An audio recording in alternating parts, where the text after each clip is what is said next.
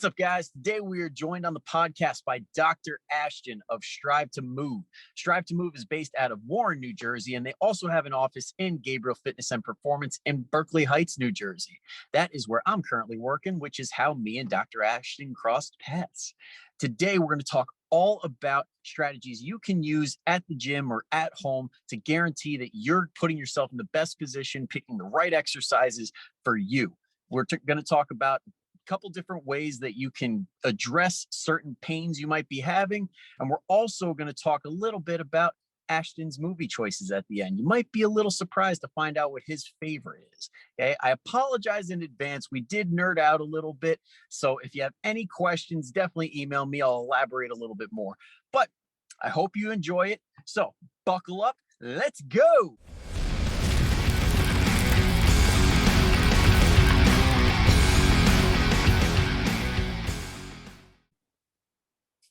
Now we're recording?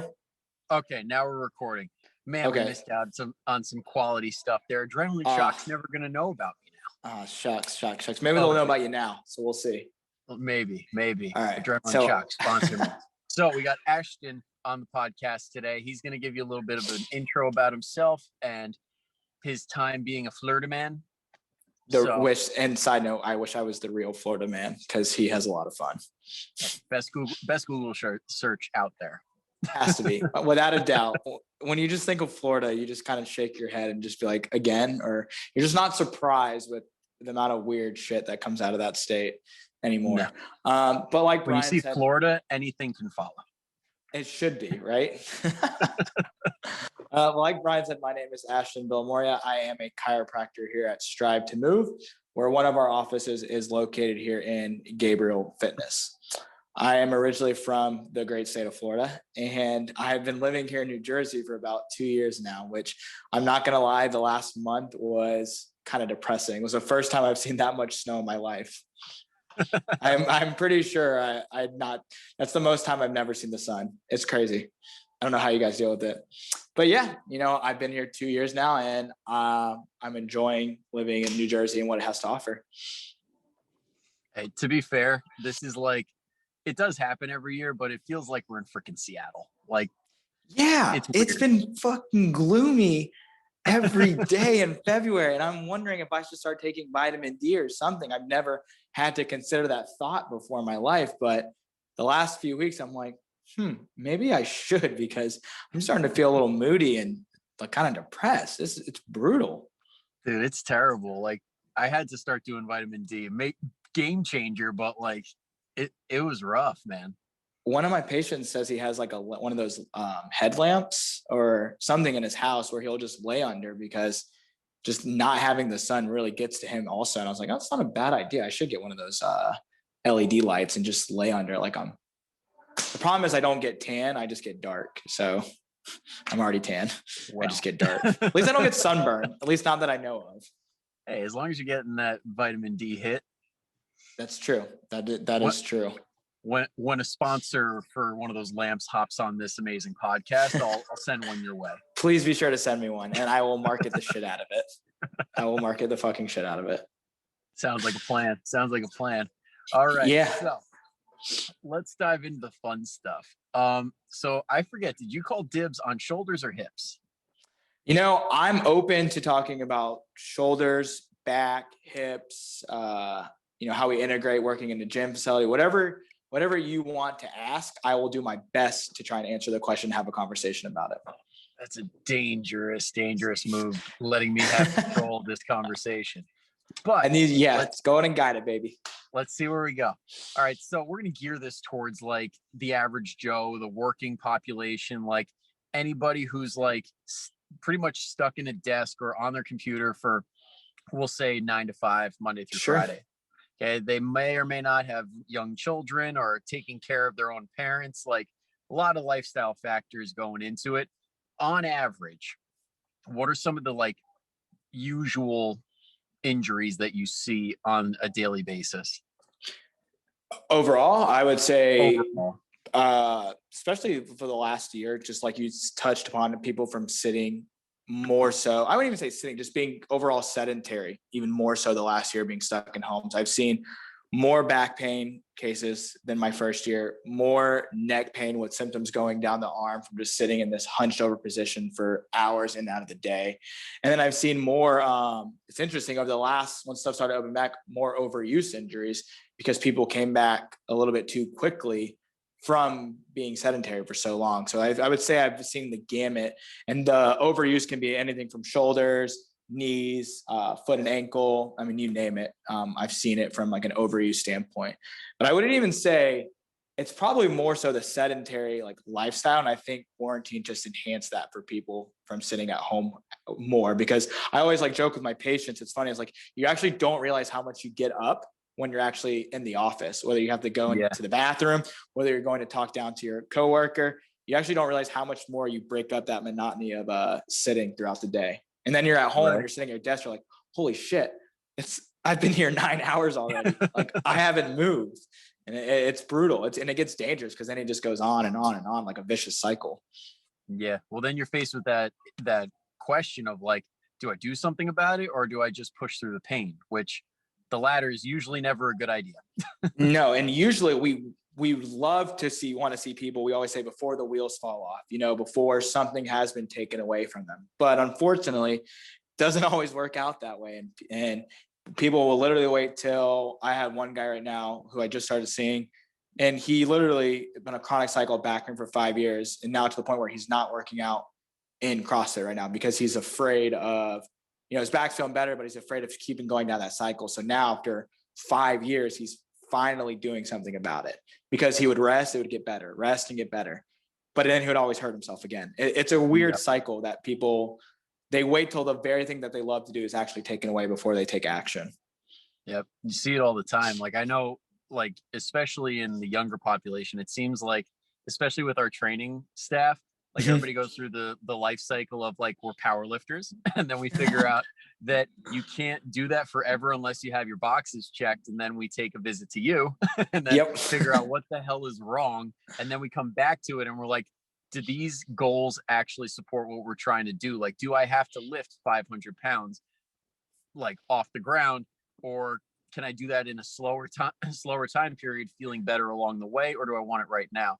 And then you see that with the people playing golf, playing tennis. It's like, let me just push this off until the off season, and then I'll get it addressed. And then they get healthy. Then boom, they're right back into the season, and it hurts all over again. 100%. And I think to your point, it was like, when you're touching on like, what's the outcome or goal? It's like, is the goal to work out, or is the goal to lift, 500 pounds off the floor?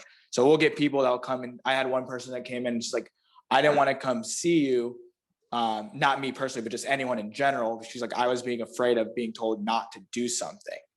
And I was like, well, what's the goal? Is the goal for you, like, we'll use running as an example. Is the goal for you to run, 5 miles at a time, each and every time? Or is the goal just to run? And her goal actually turned out was like, I just want to run.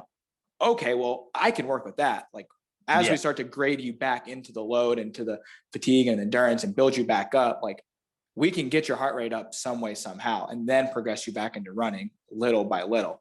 So it's interesting that you'll see people, and you want to just always make sure like they have realistic expectations. And then like, you always want to be able to establish an outcome, because without the outcome, well, what are you working for? And then that kind of puts you into I think like a weird predicament. Like, they're just kind of coming, but you don't really know what you're working on or working towards. Like, I know, which is fine, but if they don't know and I don't tell them, then I'm not doing my job, I feel like. Yeah. And I mean, that honestly, the more and more we get into it, the more and more we like work with clients, it comes down to like, I feel like trainers, chiropractors, like whatever you are, you're almost like a goal setter. Like, because honestly, I don't think most people take the time to just sit down and be like, what am I trying to get out of this? Yeah. Like, what's the end goal? Like, yeah, I mean, people come and say they want to lose weight, or they want to, like, for you, they'll say, I want to get out of pain. And it's like, okay, but why? Exactly. And nobody takes that next step. They're like stuck in this vague zone of like good enough. And it's like, what is good enough? Like, we need concrete goals. Yeah. And we always say in here, we never want to chase pain, or we never want to make it about pain, because, pain's weird in the sense, like, they can come in here, I can get them out of pain really quickly. But then if they leave here thinking like they're all fixed, well, they're going to be back right here in maybe a month or two. And that's never my goal. So we never want to make it about pain. being their goal or about their treatment. Because we always want to say, what's their why? What's their internal? Like, for example, I had a guy that said he wanted to work out, but okay, why did he want to work out? What did working out mean to him? Okay, well, he was losing weight. He lost a crap ton of weight, so he wanted to stay in the gym. But then even digging more, it's like he just wanted to get up and off the floor with his granddaughter. So it's just like, and he had shoulder pain. So it's like, here we started with wanting to work out, but the end goal was he just wanted to get up and off the floor with his granddaughter. So we got to try to find their deep internal, because without that, again, like you said, like, what's the outcome? What's the goal? What are you working towards? Yep. And that road is usually a little bit different than what they had in mind. Like everybody has those exercises or that routine that they're just tied to. And they're like, it's going to get me there. I know it's going to get me there. And then they get hurt in the process, or life gets in the way and it doesn't work out that way. And they're kind of like, well, shit, I'm done. And then it starts the cycle over. Yeah. I always like to draw like a cycle on the board. It's if you write the word pain and then you draw an arrow to dysfunction and then that arrow back to pain. So it's a constant feedback loop, right? And so if I just take care of your pain and I'll exit out, I'm like, cool, great. I took away your shoulder pain initially, but if you still have a dysfunction, like let's say if you're going overhead and your rib cage comes up or you don't know how to brace, that dysfunction is going to always lead back to the pain over and over again. So it's like, we always term the root cause. We'll find the root cause and then work backwards and go from there.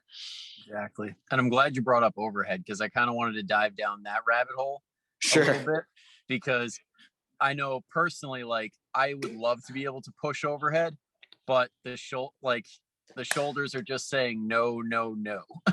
Yeah. And I think a lot of people, for some reason, like whether it be powerlifters, they're like, it's going to increase my bench, so I should be doing overhead. Or people that are doing CrossFit and they're like, listen, I'm going to be doing these snatches, I got to get strong overhead. Like, what would you deem as like prerequisites? Like, what's a test that everybody should pass before they even consider putting a weight over their head? Yeah. So, that's a great question. We did a seminar one time, Justin and I did, and just, basic shoulder flexion. Can they get bicep to ear? Okay. Yes. If they can do that, great. What you're going to look for is, a lot of times people think their true shoulder mobility is they get bicep to ear, but the thing that I'll see the most is rib cage flares most. And then that allows them to get their shoulder into an overhead position. But now if you forcefully bring their rib cage down, their arm is probably only to here. So now you're talking about, okay, they don't really have requisite shoulder mobility, probably don't have shoulder stability. And now you're asking them to put a bar, a kettlebell, or dumbbell overhead when they don't even have true overhead motion.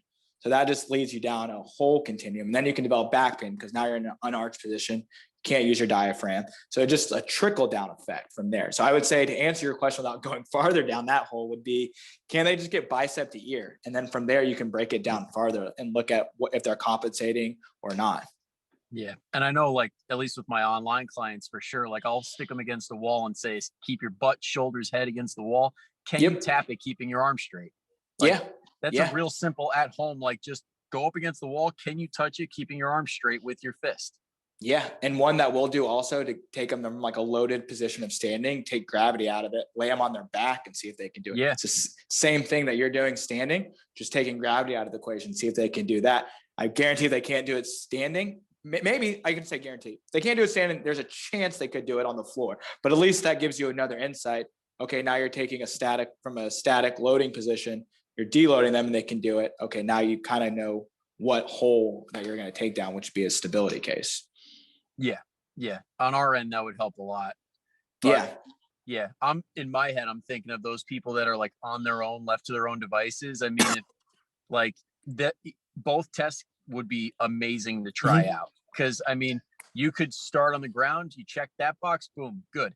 Now go to the wall. Can you do that? No, that tells you something. Like you were saying, like, is it a core stability issue that's causing this whole problem? Like maybe you just got to do a bunch of bear crawls and holds, and all of a sudden you're going to get this mobility out of nowhere.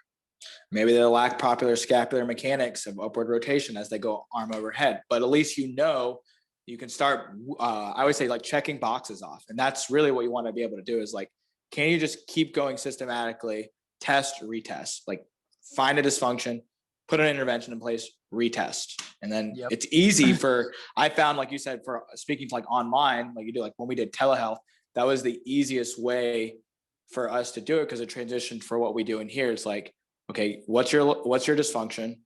Can we put an intervention in place? And then let's retest. And does it get better or worse? And from there, at least they have it in their head like, oh, it's better. Now it instills confidence into what they're doing, in the sense, okay, like it improved in the session with the doctor or with my trainer. Now when I'm on my own, I know I can do 1 to 2 of these 3 things that are similar, and I'm not going to hurt myself. And now it gives them confidence to keep doing the movement and getting better. Exactly. And that's like an invaluable skill that you can learn, and it'll take months, if not years, of guesswork out. Like if you do something, it feels good, it makes you move better, and you test it out before you do it. Yeah. So say you squat and it feels tight. You go and do an exercise like a core exercise or a mobility exercise, and then you squat again and it feels better and you move better and you're stronger. Keep that in the rotation. Exactly. Don't leave it. Don't stop doing it. No, don't stop. That's like a great case for like a filler exercise. Like if it's mobility work, do that after you do. So if you have one exercise like a squat, the next one is like a plank or something, make that third one like foam rolling. And that's like an active rest. And then you're doing something and then jump right back in. Yeah. So you're doing something in between your sets. Yeah. Yeah. Or if we get into that whole shoulder conversation, like how maybe like something like a bear crawl would help, like do your bear crawl plank after a deadlift, or sorry, not a deadlift, an overhead press.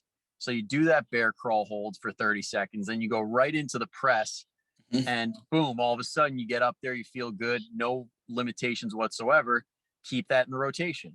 Yeah. One thing that I learned from Justin, it was interesting. Like if someone comes in here, let's say like a shoulder impingement, so they get like pinching in the front of their shoulder every time they try to bring their arm overhead. Well, a cool trick to see, like, because then people are like, oh, I can't exercise, I can't do anything because my shoulder hurts. So we just load them with like a single arm heavy carry for a few sets and reps. Next thing you know, their arm comes overhead. Now it doesn't work for everyone that has the pinching, but for some it does. So now, you know, like, oh, they're like, oh shit, like that actually felt good. So now you can start to change their meaning behind, okay, it's not every exercise, but the proper exercise or the proper movement can actually help you. You just got to figure out which one and the right cadence. And then from there, you just build you back up.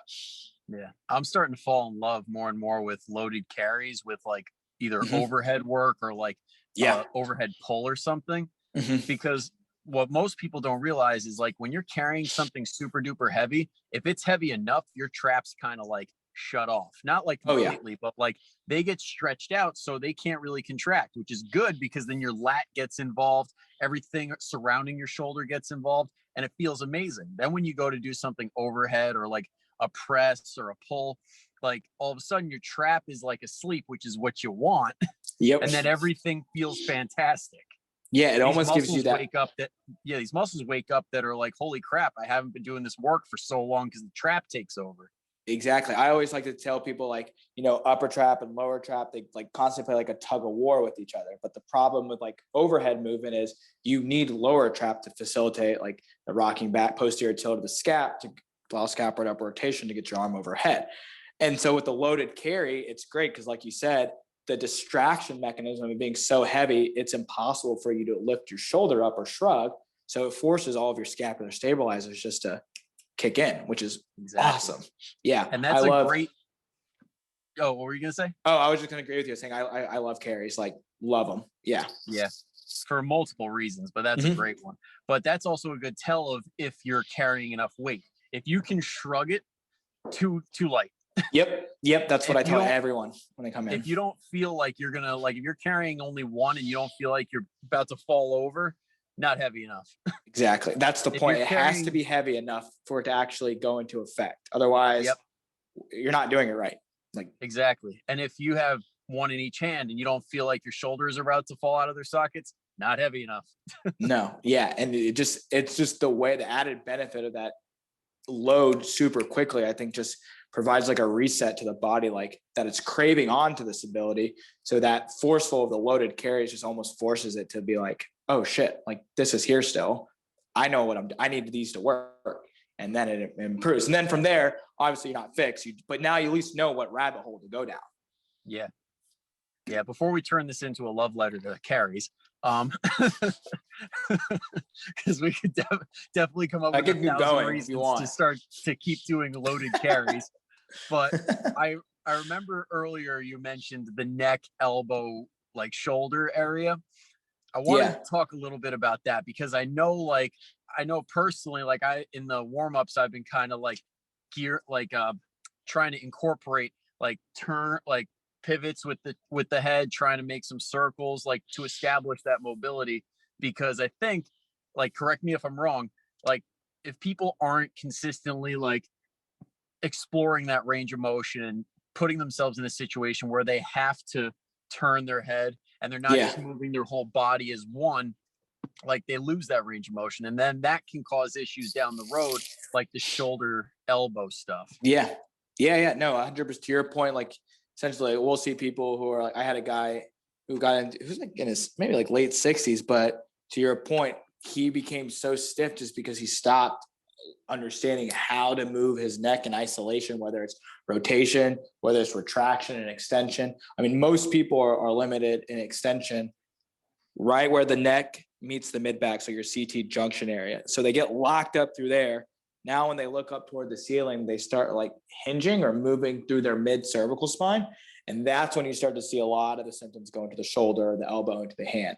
So you start, to your point, if you stop exploring your proper ranges of motion, you essentially, it just creates a vicious cycle of downfall. Now you're losing it. And now it creates a whole other list of problems. But yeah, I'll see a lot of people that will come in with, anytime someone comes in with, just rule of thumb in our office, anytime someone comes in with a lower, whether it's an upper extremity complaint, and this goes the same thing for lower extremity, like hips, knees, foot, and ankle, we're rolling out the spine. Because there is a research article that came out and it listed certain percentages of extremity complaints back to the spine. Now, some more than others, like hip and shoulder, more often than not, are going to be referred from like low back for hip, shoulder for neck. But even elbow, I'll see like tennis elbow, and more often than not, it's actually a referral coming from the neck first. And then obviously you rule that out, great. Then you go through your checks and balances. Okay, not coming from the neck, good, you ruled that out. Let's look at shoulder and elbow, ruling out shoulder, then we go down to elbow. And then it's usually one of those three, right? And then from the rehab standpoint, everything above, and then obviously core.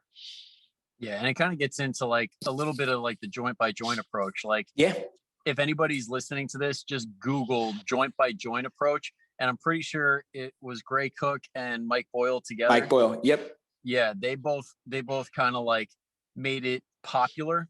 And pretty much what it is like when you're like, it gets into mobility, stability, but like in layman's terms, like if you're in pain in somewhere like your lower back, usually the screamer is not the source.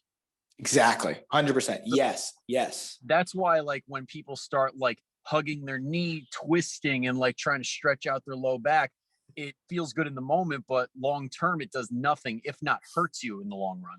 Yeah. I can't tell you how many people I get will talk about stretching.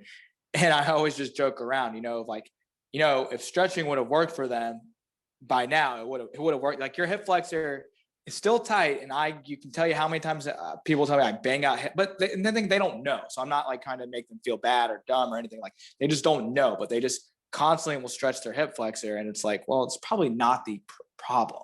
Like it feels good. Yes, but it's probably not going to solve why you're having the back pain or anything from that matter. But yeah, 100%, wherever the source of pain is, it's almost like, you want to acknowledge it. And I find myself, sometimes I'll get into tunnel vision. I have to catch myself because I just want to be able to help. But I know, like, if I'm looking at their side of pain, like the knee's the best case example. We always joke and say it's the redheaded stepchild because in the absence of like, anything torn or bursitis, it's usually some sort of functional issue with the hip and core, and honestly the foot and ankle. It's such a weight-bearing joint that it sits in between those two structures. If you start looking at foot and ankle and hip, you're probably going to clear up some of that knee pain. And so that's the easiest example for me to when I explain to people, if I'm talking about their back, I'll use the knee as an example just because it's easier for them to picture. It's like, oh, why are you not looking at my back today? Even though that's what I'm coming in with. And it's like, yeah, totally hear what you're saying. This is the 1, 2 to 3 factors on why your back pain's happening. And that's what we have to fix. And if we fix those, then hopefully your back pain should start to decrease. and your function should start to improve. Exactly. Because we're attacking the source. We're not attacking the symptom. Yeah, we're not pain chasers. Try not to be pain chasers. And I know, and I'm not perfect. Like I will get in trouble sometimes. I will hammer tunnel vision, and I will try to figure out like what is really driving it. And sometimes it's like better off to take a step back and just focus on what they can do for something. Like, okay, maybe if I can't attack their neck super flared up, they're causing arm pain. Maybe I just go after breathing that day. Let's just take a step back. Let's go after breathing. Let's calm down their nervous system a little bit more. And maybe next time they come in, we can see if inflammation's gone down. We can go after their neck and arm symptoms. And sometimes it works, and it's good. And would you say that stress may or may not play a big role in correcting a few things, if not almost all? Yeah, I would say 100% when you can start controlling obviously mindset plays a huge role in everything, especially like pain. If you have like a fear avoidance to bending, like first of all, like fear avoidance to going down and picking up something off the floor. Yeah, I would say like, and that's going to stress you out because how often do you do that? Or like squatting up and off the toilet, like, oh, I can't squat because it's bad for my knees. It's like, well, you do that every day. And so people will perpetuate themselves in their head where it just starts to kick in and it makes everything worse. And it's like, if you can just try to calm that down first, and through breathing and relaxation or meditation or yoga, whatever helps you to calm you down, I would say, yeah, start attacking that. Yeah. I mean, you hear it like powerlifting stuff. Like if you think you're going to get hurt, you probably will. Like it's a very self-fulfilling prophecy because like if you go into it with that mentality and you're looking for what's wrong instead of just like confident, tight, I'm going to get this, it's almost a guarantee. Yeah. And like you see it, you work with people just like I do. They'll know if you're lying to them, and they'll know if you don't have confidence in what you're telling them. So if someone asks me something like I don't know, I won't try to make up an answer. I will be honest with them. Like, that's a great question. I'm not 100% sure of the answer, but I'll find out. So next time you come back in, I can hopefully answer, or I'll direct you to someone that can answer it better than I can. They'll know if you're lying. There's no point in doing that. It's point. And if you don't have confidence in what you're telling them, I don't know why either. They'll trust you more if you tell them you don't know. Like, and that's what you want. Once you gain their trust, you can, not anything, but you can do about whatever you want within legality and everything with your patients and clients. Like, you just want to be able to gain their trust. And then once they know that you care, then you can you can tell them like, hey, let's work breathing today. It's like, first time it's like, what the fuck is this guy teaching me how to breathe? And it's like, I get it. The first time it's like probably not important, but once you start explaining to them and you start gaining their trust, then it's like, okay, this guy, I'm comfortable. Let's go. Yeah. And it's amazing, like with the whole breath work thing, like how many people you don't realize their breathing is jacked up. Yeah. Yeah. Like as a new trainer, I was like, all right, this breath work crap. Yeah. And then like 4 or 5 years later, I'm like, holy shit, people really don't know how to breathe. Because we're so stressed out all day. It's just this constant like in and out through the mouth. And then you realize down the road that causes some issues.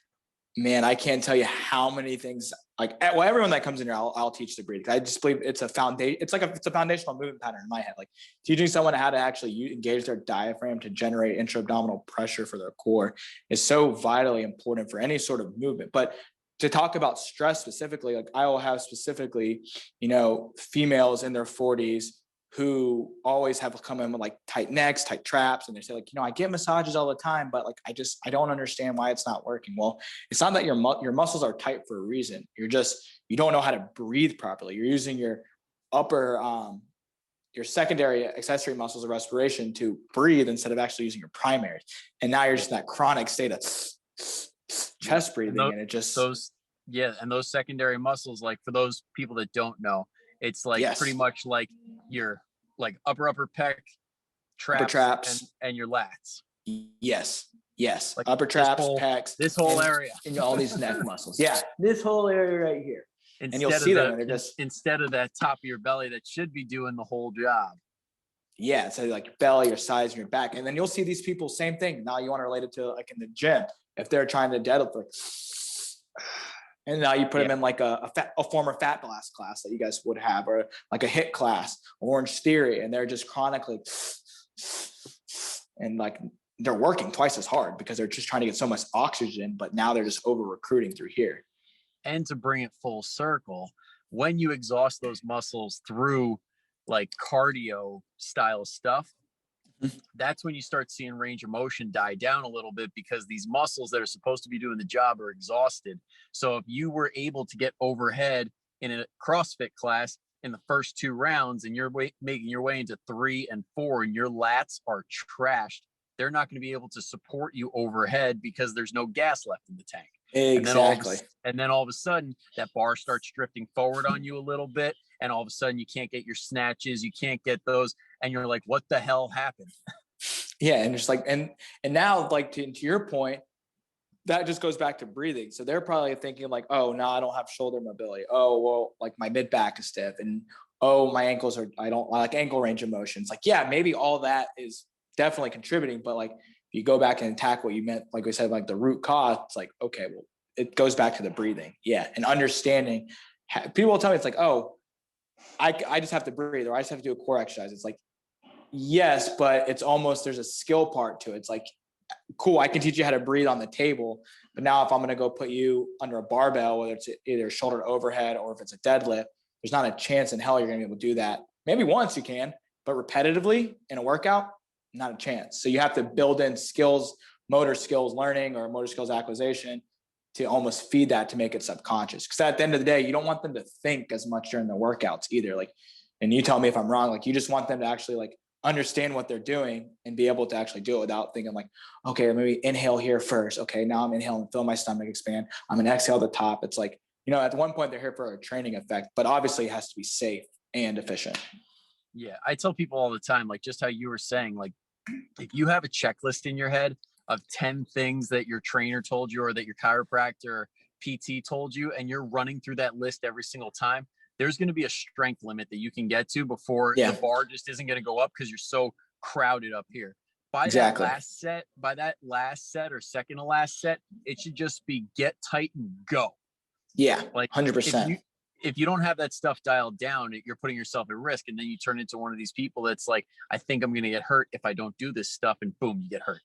Yeah. And you always want to find people will respond well. And you can tell me wrong again, like internal versus external cues. Like you just have to find the right cue that works for someone, because the right cue that might work for Sally might not work for Bill. So it's like she might respond to an external, he might respond to an internal. So it's like our jobs to figure out which is the right one for them. Exactly. And we're just trying to swing them towards the middle of the pendulum. Like, you get people that come in all the time. They're like sitting back so far, they're ready to fall on their ass. And they're like, well, my trainer from before told me to sit back on my heels. And I'm like, okay, that's good. Cause now you're not falling forward, but now we're falling backwards. Let's work our way back. Yeah. Let's try to like, and to your point, the pendulum. Yes. I use that all the time when I'm talking about like low back, like finding neutral. Like, you should have neutral spine when you're lifting, but doesn't mean you need neutral in everyday life. Like our bodies, we are made to flex forward. We are made to extend. We're made to rotate and laterally bend. We should be able to do those motions. In order to find neutral, the neutral spine per se, we have to be able to flex and we have to be able to extend well. So I'll get people in here all the time, more common than not, they lose extension in the low back just from sitting and exercise. But I'll also have people that can't flex and they have a fear of flexion. But it's like, no. We need you to learn how to flex your low back in order to get neutral. Now, I'm not saying you lift with the flex. You're not going to deadlift with a rounded low back. But in order to get your neutral to lift that deadlift, you have to be able to flex your low back. Exactly. That makes sense? Yeah, you have to be able to toe touch. You have to be able to touch your toes, right? Like comfortably. Exactly. And honestly, like you see it in different populations all the time, but like, to your point with the neutral spine, like you'll see a lot of people stuck in like this, like, I mean, I call it, because it makes it simple, I call it basic white bitch pose, where like, or not trying to be offensive here, but basic white girl pose, where it's like your chest is out, butt's out, and it's like that, like even you see this a lot in like tons. A big population you see it in is like the 50, 60-year-old guys. Like they got the belly, and then to compensate for that, they start arching their back and puffing their chest, and all of a sudden they're stuck in that pose. Yeah. And now they're just cranking on their low back erectors and just using those as a false sense of stability. They're using those. And that's when you see chronic people will have like muscle spasms. Like, I don't know if you see me in the gym working with that really, really big guy, maybe once. But he's same thing. It was ingrained to him like an old school from high school and college, like, chest up, head up. And he's just in that arched position. He's just cranking on his low back. And it's just like, doesn't look like, it hurts my back just thinking about it right now, because I see it a lot. Because to your point before, like with that whole pendulum thing, like it's one cue that got taken way too far. Because as soon as every single strength coach, like in the 80s, 90s, heard chest up, they're like, oh, they got to puff their chest a ton. When in reality, that wasn't even the intention. It was to lock up. And then the motion is to pull your chest up while keeping everything together. Not only your chest up, because then you get that rib flare. It's to get everything tight and then focus on almost like you're trying to headbutt somebody behind you. Yeah, I agree. I think I always try to tell people when I'm explaining to them, like, imagine just when teaching someone how to hip hinge for the first time and everything's all over the place. I'm like, just imagine you're in a straitjacket, or lock your arms behind you in handcuffs and just push your butt back. And then they start the light bulb starts going off of them, because they're like the first time they're learning to move their hips without anything else moving. And it's like mind blowing for them, because no one's ever told them that. And they've just avoided it, because like, it usually hurts my back. So they just don't do it. And they don't realize, like, we just haven't found the right cue for you, or no one's really spent time teaching you that, more so than anything too. Yeah. You see a lot of people that like, they come into us with like low back pain too. And then all of a sudden they learn the proper mechanics and they're like, I honestly thought I couldn't do this without hurting my back. Yeah. I see a lot. Another one I see is like, often, like, they might not know is if they're deadlifting and they're coming up from the pool, and what they do is, instead of lockout, they overarch. And now it's like, okay, one time's probably not bad, but now you add multiple times, and whether it's a Metcon or it's an AMRAP, and repetitively, and as weight goes up, you're just cranking on your low back all day long doing those deadlifts. And it's like, there's a point to where you just want to lock out and that's it. But people think that's their neutral. They just come up and pull with their back instead of generating any amount of hip extension whatsoever. Yeah. And for anybody that was just confused on that pronunciation of pull, that's a Florida poo. I'm just poo. It's my Florida panhandle accent. It's like the Office. I hope people have seen The Office that are watching it, because there is a reference where Andy does make a reference to a Georgia accent, because she's trying to do a panhandle accent, but it comes off as a Georgia accent. It's great. It's a great scene. And I could have just botched it, but just refer to the Office episode, The Murder Mystery Party. The Murder Mystery Party. Don't ruin it, because I made it to season 5 before it moved to Peacock, and now I can't get it. So I'm like super pissed. Oh, you poor soul. You have to. It's great. I feel like I'm missing a part of my soul. Like, I have no Office in my life. It got to the point where it was just a great background show for me. And no matter how often I've seen it, it just became my favorite show. I never watched it. And one day I was like, fuck it, I'm going to put it on. And I like fell in love with it. And I was like, this would not fly on TV nowadays. So not a chance. I think it was like the second episode where they were playing pickup basketball. He's like, yeah, I picked Stanley. And it's like, oh my God, we know why he picked Stanley. But then it's all funny because Stanley was awful. And it's like, there's no way this would fly in today. Or the episode of Oscar being gay. And it's like, the way they did that in the show, there's no way that would fly on TV today. But I gotta say, I like, that's kind of like a tell of if you can like be friends with somebody. Like if they get offended at that stuff, it's like, all right, you really don't have tough skin, do you? Yeah, okay. It's just comedy. It's not what we believe in, but it's like it's so funny. Like, how can you not laugh? As long as there's like equal distribution of like where the jokes are, and you're not picking on somebody, it's like, it's all fair game. Like there's a Kelly Kapoor day where they joke on her, and I'm Indian and I didn't take offense to it. Like I took no offense. Yeah, I thought it was hilarious. Especially if it like rings true. Yeah. Like my girlfriend is Greek, and she'll watch my big fat Greek wedding and laugh her ass off and be like, that's true. Yeah. And it's just like, they put these stereotypes in there, and it's like, don't take it too seriously. Like, it's just a joke. Like, it's not what you believe in. But yeah, you have to figure out how to finish The Office. I feel for comedians nowadays. Like, they can't say anything without it coming back to bite them in the ass. I know. It's interesting that I feel like that's probably the biggest one that took a hit was comedians because, or they just don't really give a shit and they'll do it anyways. Yeah. But then they have to realize how much repercussion for how bad it is or what they say. So that's no good there. Yeah. But that hope you finished it though. Oh yeah. I mean, we'll see. That was a good transition. What next? What do you want to talk about? That transitions well into the last thing because I don't want to take up too much of your time. I know you got to go, what, 2:30? Yeah, so we got like 10, 15 minutes. So we're good. 10, 15? That should be just enough because I want to finish on the last question. And I think I'm going to keep this like going forward. What is your absolute favorite movie of all time and why? Dude, are you kidding me? That is such a loaded question. How are you going to end on that? Oh my God. Oh fuck. It tells a lot about a person. It really does. That's actually a lot more pressure than that. I'm cycling through movies right now in my head. Like, I love Heavyweights, but Heavyweights is not my favorite movie. So it is a really funny movie where they got a fat camp. Wait, is that the one with Ben Stiller? It's like he's like a pre-White Goodman, okay. where they send the kids to fat camp. And it's like one of Kenan Thompson's when he was a young kid, which is awesome. It's a hilarious movie. So for anyone who hasn't seen it, watch Heavyweights on Disney Channel. You will not be disappointed.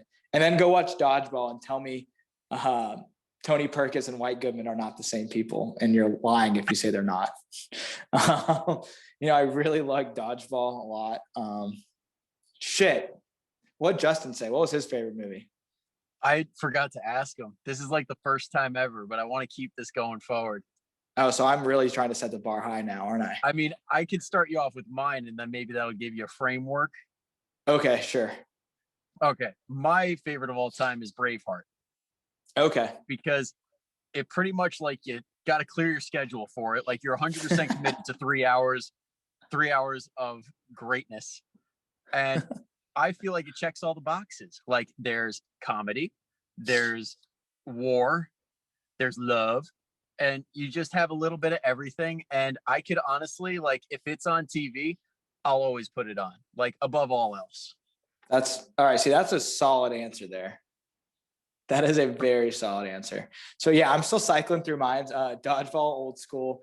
Dumb and Dumber is really funny. I'm going to go with, for the sake of the question and what's top of my head right now, would maybe be Christmas Vacation.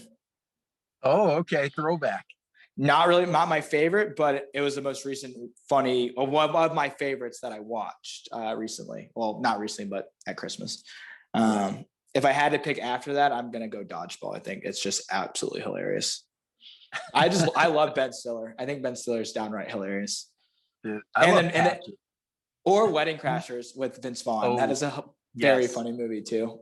And I just watched that the other day with Owen Wilson, and they kill me. And yeah, Patches O'Houlihan, who drinks his pee. He's like, no, I like it because it's sterile. I like the taste. I like how you ended that. That's good. I think you should definitely keep that going. Oh, 100%. I'm going to keep that in every single one going forward. But you set the bar high. You said it with Dodgeball and with Family Vacation. Like those are two solid ones. Okay, good. Yeah, I think that's because I did not expect that question, to be honest, how you kind of framed it.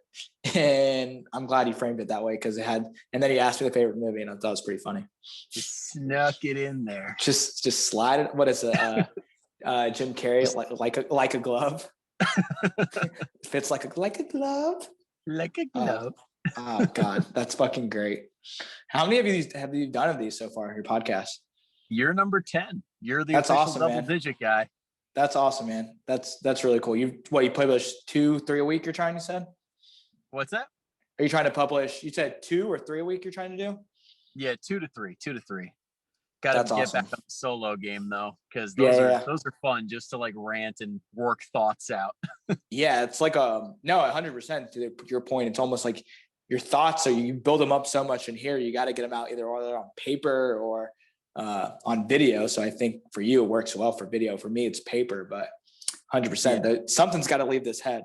Sometimes it's not always good thoughts, but it's got to get out of there. It's got to get out of my head. Otherwise, it'll just stay there. I had no idea how hard it was to actually get like knowledge out, because I know like with a lot of trainers, especially, we'll have all that knowledge up here. And then somebody asks you a simple question at like, Yep. well, why do I have to eat protein at every meal? And you're like, duh. I think, one of the good things I think what Justin has taught me is, you always want to try to make connect the dots for them. Like you want as much as you can, like connect dots. Like, okay, this is like, I have someone on the table and I'm teaching them how to breathe. It's like, okay, but now go show them what that means in their deadlift, because they're not going to make that connection unless you physically put them in there. So like something I've learned from him that I keep trying to instill when I'm on my own is just, can I connect the dots as much as I can for them? And usually when I can do that, I start getting their trust, and I start getting their trust, then they start seeing better results. And then it trickle down effect from there. Yep. And that's the end goal, right? Having people be more resilient and being able to take control of their health and teach them, keep themselves healthy. Yeah. I want them to, I always tell my patients when they have homework, it's like, you got to meet me halfway here. Like you spend more time outside of this treatment room than inside of this treatment room. So I have to make sure you're A, comfortable with the exercises, but B, there's an agreement between me and you. Like you have to meet me halfway. Like if I see a patient a week apart, it's like, okay, well, I gave them 3 exercises and that's their plan for week 1. You got to do it at least 3 or 4 times before you see me next. And I think that's pretty fair to ask. And most are really compliant, which is great. And then if they're not, then it's like a conversation like, okay, if they're not willing to do more exercise outside of here, then it changes what I do in here for them. Because then it's like, okay, I'm not spending as much time teaching. I have to actually get them a result at this point. So, it's a good conversation to always have with them. But most of my patients, I will say, are very compliant and do their homework, which makes my job that much better. Hey, and if any of my online people are listening, take note. Compliance equals success. Exactly. But we have to make sure we put them in the right position for the success with the right movements, right exercises, and the right anything that can just instill confidence in them. Exactly. We're just making the map. If you walk it, you'll get there. Yeah, I'm a guide for you, baby. I'm a guide. And if you need, I'm here to help. And that's what I tell them. I'm here to help. Like, you don't have to do what I say, but I'm here to help you. So, and anything they're concerned about, I invite them to tell me, because then I know it's like, okay, if they have a concern about certain exercise, I want them to tell me, because then it's like, okay, maybe it's not the right exercise for them at this time. Maybe I need to scale it back for them. But my goal is, how quickly can I get them back to load? How can I load them as quickly and safe as possible? That's what I got to get them back to. And it's those times where it's not quite working, or times are tough and you're not getting what you want out of it, where the communication pays off tenfold. Yeah, at least because then they trust you. It's like they know you have a plan. It's not like, hey, go do this exercise each and every week. But why? Why am I doing this exercise? What am I doing it for? Why am I doing it? How's it going to help me? Connect those dots, and then stuff starts, maybe doesn't work down the line. Like you're not really progressing as much as you like. At least they're trusting you to know that you have a plan for them. And at the end of the day, that's also what they want. They just want to plan. They just want to know that that you care, and then you have a plan, and that's it. Yeah. And the true professionals will be able to answer those questions, or like you said, refer to the people that can. And that's the name of the game. Yeah. I'm happy to refer if I have to. Yep. Exactly. Yeah. Well, that's a good spot to wrap it up right there. Where if anybody is in New Jersey, or they want to take a trip to see you because they're such a big Uber fan after this podcast, where can they find you? They can find me in Berkeley Heights in Gabriel Fitness Monday and Wednesday. So again, I work at Strive to Move. So you can go to our website, strivetomove.com, and you can request an appointment, or you can give us a call if you're looking for any information. We also have an office in Warren. I will include my email. Brian can include on the show notes, but it's Dr. Ashdin, my first name, ASHDIN, at strivetomove.com. And feel free, you guys have any questions at any time, reach out to me. If you just you want some questions answered, and if you're not looking for appointments, shoot me an email. I'm happy to help any way I can. I'm happy to find you someone that's closer to you as well, if you need someone. Awesome, man. And yes, it will be in the show notes. Any which way you can get a hold of Ashdin.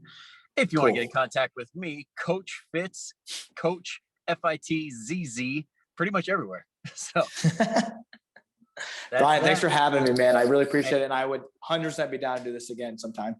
100%. I feel like this could have gone a whole nother hour or two. So let's do it Definitely again sometime soon. All right, buddy. Sounds good. All right. I'll see you soon. Bye. See you soon. Later.